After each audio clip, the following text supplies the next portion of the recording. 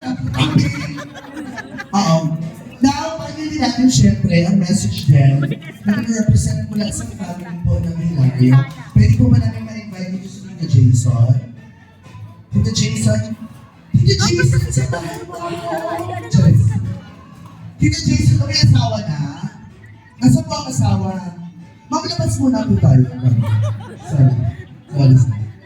Hindi tayo, Tita Jason. Ilan taon na po si Tita Jason? If you don't mind, so ilan taon na po ba yun? 30. 30 years old, 30? Sige po. Tita Jason, bilang tito po niya, dalam ko for so many years. Parang tatay ko.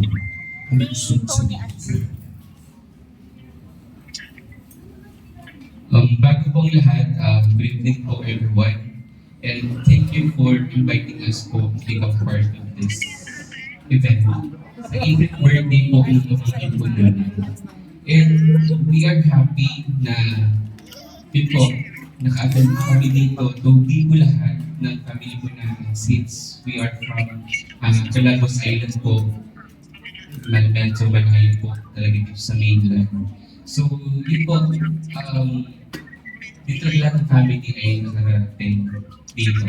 Just to inform everyone po, Ashley is my niece. However po, she never told me, Tito, kasi po si Ashley, bata pa lang, talaga, kami po ang kilala ni Ashley bilang kapatid. Kaya po, si Ashley ay talagang ang pilit po niya na Hilario. Hilario po yan. Kaya kinamulatan po niya sa amin, kami po yung mga kuya at ate po niya instead of Tito at Tita. So yung mama at papa ko po, ang tawag po niya, talagang mama at papa din instead of lola at lola.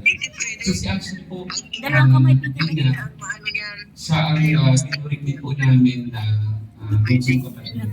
So siya po pinapag-coaching po namin. And talagang ito po,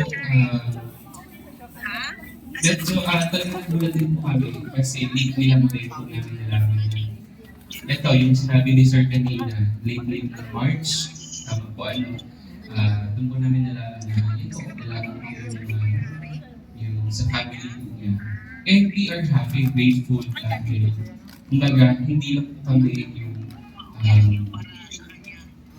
yung ituloy po niyang pamilya na nandiyan po yung sa side po ng papa po niya.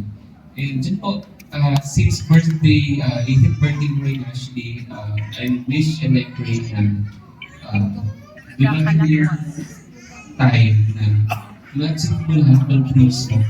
Kasi lagi po namin sinasabi sa kanya na lagi po mag-aaral ng mabuti. Kasi syempre, hirap na yung buhay. Yun nga. Sorry, di ko alam. Sa ilang taon na commercial. Sa ilang taon kasi syempre, bilang isang anak, talagang andun po yung loneliness na yung pinaka-family po niya. Kasi kami po yung